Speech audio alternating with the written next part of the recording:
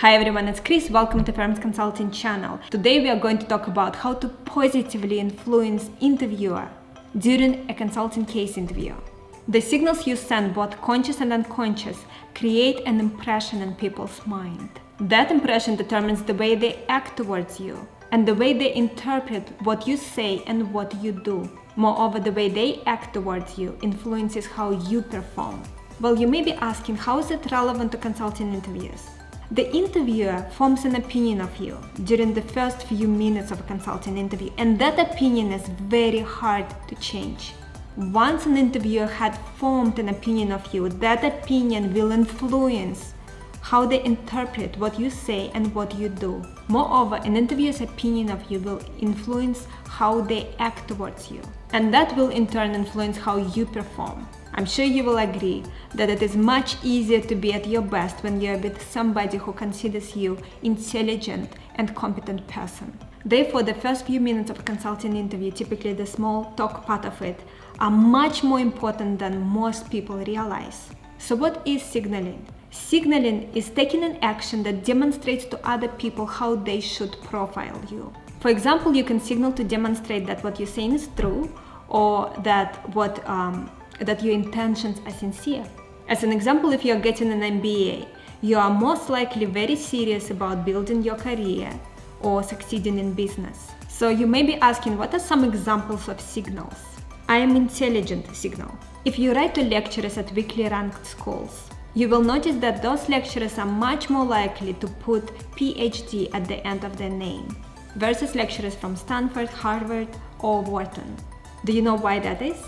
Well, humans are all about improving their status and image. If you work at Harvard, you do not need to put PhD at the end of your name to improve your image. Everyone knows that if you are a Harvard lecturer, then you are exceptional in some way. On the other hand, if you work in an unknown school, you want to signal to people that you are intelligent. And because the name of your school cannot signal that, you put PhD at the end of your name. I am successful signal. Another example of a signal are business suits and other business clothes people wear. The clothes you wear signal something about your standing in business and standing in life. That is why people spend so much money and so much time to dress well. Bargain signal. Think about the ads you see for products that are sold around 2 in the morning. Buy one and get one free, buy 5 and get 2 free. What are they signaling? They're signaling that, look, this is a cost game. This is not a quality game, so focus on cost. We are the cream of the crop signal. Think about top management consulting firms. They aggressively recruit people and reject people that do not fit their model. They hire the best candidates from the best schools, they aggressively train them. This is done so when you have a McKinsey, BCG or Bain person standing in front of you in a boardroom, you know that this person is one of the best, aggressively trained, and they rejected thousands of people to hire this one person. McKinsey, BCG and Bain do all of those things as a signal. They could do this in private, they could never divulge how they operate, yet they don't do it privately, because this is a signal to the market that they are the best at what they do. So let's think about how signals impact people's behavior. Imagine you meet someone in a supermarket and person comes to you, they dress in a very untidy way and they say something very fast, you cannot understand what they are saying and it looks like they are really drunk. Because of the signals this person is giving you, you will probably think, you know what, I probably need to step away from this situation, this doesn't look like a safe situation for me. Your thoughts and actions are driven by an impression of this person. On the other hand, if you're in a supermarket and a very nice, beautifully dressed, tidy lady comes to you, very polite, very friendly, well-spoken, she explains that she needs help with finding her son. You will likely help her because of the signals she has given you. When someone is treating you badly, it is partly because of the signals you have given earlier that created the impression that this is how you should be treated. We can apply this level of thinking to a romantic relationship. When you get treated badly in a relationship, it is partly because you allowed the other person to treat you badly, and you give the signals that it is okay.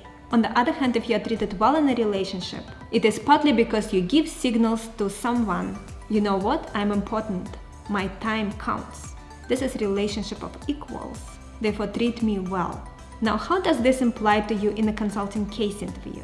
The interviewer's behavior towards you gets hardwired before you even start the case. You need to make sure that it is hardwired to your benefit.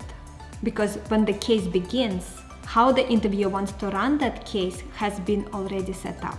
In fact, because the way the interviewer wants to treat you during a case interview was already preset, all other things being equal, the way you do during a consulting case interview was already predetermined in large part by the impression that you created during the first few minutes. Think about it: if someone treats you like you are not intelligent, keeps cutting you off, constantly challenging you, and not giving you the benefit of the doubt, your performance and morale will drop.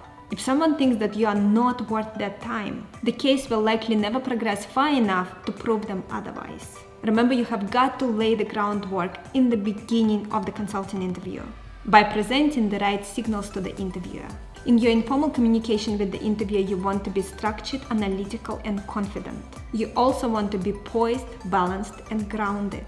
And most people, unfortunately, mess this up.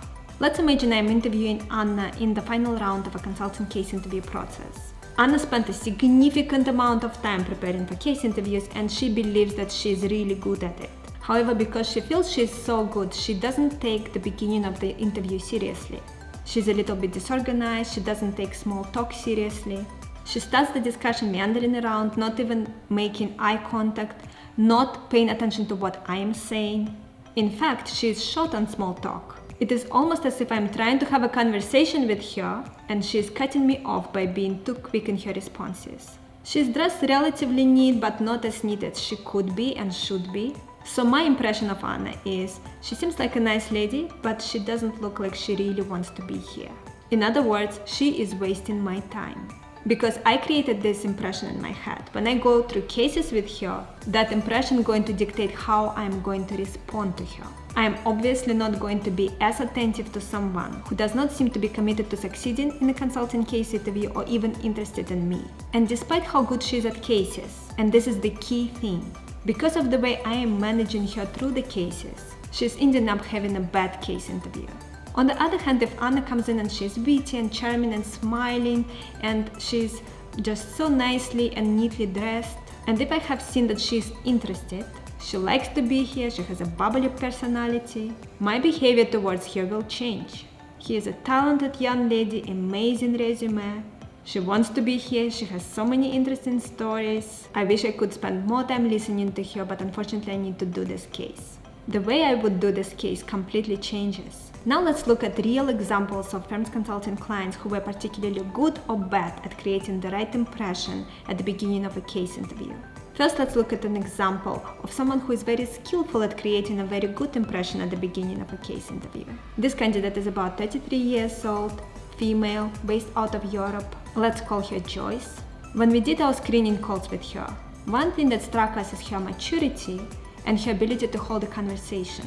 She was exceptionally good at coming across crisply, confidently, but also talking to us like we were peers. At no point did we feel that she was apprehensive, scared of the process, or unsure of herself. She handled herself remarkably well. And how does she do that? When we have a conversation with her, she pauses.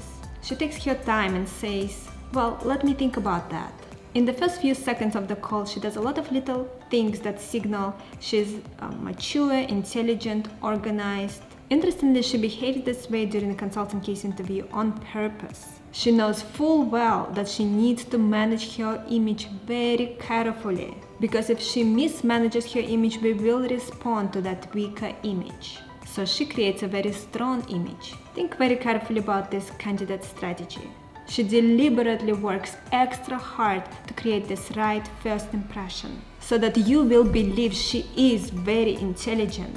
Because if you believe that she is very intelligent, you will not question her, at least not as much. Now let's talk about a counter example. A candidate who created a terrible impression during a consulting case interview training session. This is Rafik from TCO1. He started off his training with us in a very disappointing manner. He was always late. His laptop was not connected. Because of the way Joyce started her calls with us, on the ball, relaxed, interesting conversation, she created an impression that she was in control and she is intelligent. And because she created this impression in our heads, we responded to her like she was competent and intelligent.